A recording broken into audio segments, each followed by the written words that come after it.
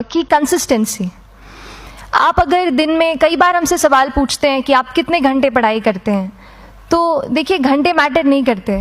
कोई 17-18 घंटे हमें नहीं पढ़ना है, इतना हम पढ़ भी नहीं सकते। एक दिन पढ़ सकते हैं, दूसरे दिन नहीं पढ़ पाएंगे। 5 से 6 घंटे ही आपको देने हैं या उतने निकालने हैं, पर वो जो वक्त आप अपनी पढ़ाई को देते हो वो कंसिस्टेंटली आपको रोज उतना ही अपने पढ़ाई को देना है। Consistency is the key, that is the first and the most important thing जो आपको ध्यान में रखनी है। दूसरी चीज इस एग्जाम में मुझे लगता है इक्वली इम्पॉर्टेंट है, क्योंकि ये जर्नी लंबी होती है। जैसे एग्जाम ही 1 साल तक चलती है, आप प्रीलिम्स देते हैं, फिर आप मेंस देते हैं, आप इंटरव्यू में जाते हैं पर्सनालिटी टेस्ट के लिए, तो एग्जाम 1 साल तक खुद चलती है। उसके पहले मान लीजिए आप 1-1.5-2 साल पहले से प्रिपेयर कर रहे हो, तो ये जर्नी काफ़ी लंबी रहती है। उस जर्नी में मेंटली अपने आप को मोटिवेट रखना, अपने आप को बूस्ट करते रहना, वो भी इक्वली इम्पॉर्टेंट है।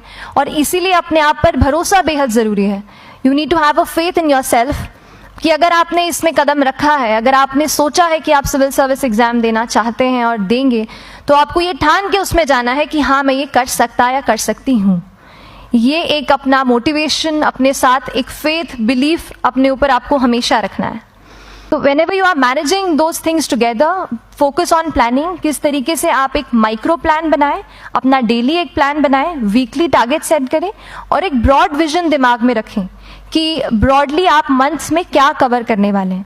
अगर आप प्लानिंग अच्छे से करते हैं तो ज़्यादातर पोर्शन आपका वहीं से कवर हो जाता है। और जब आप टारगेट्स बनाते हैं, उनको टिक करते हैं, तो एक सेंस ऑफ कंप्लीशन भी आपको मिलता है कि yes I am on the right path और मैं सही जा रहा हूँ या जा रही हूँ। तो इस तरीके से प्लानिंग पे भी इक्वली फोकस कीजिए। एंड बस यही सिंगल बिगेस्ट मैसेज मेरी तरफ से यही रहेगा कि आपने अगर ठान लिया है, अगर आप सोचते हैं कि आप ये एग्ज़ाम क्रैक कर सकते हैं, तो आपको रोकने वाला और कोई नहीं, आप खुद ही हो सकते हैं। तो खुद आप अपनी रुकावट कभी मत बनिए, एक्सक्यूजेस मत बनाइए। ऑब्स्टिकल ज़रूर आएंगे, उन्हें आपको चैलेंज करना है। Challenges are meant to be challenged.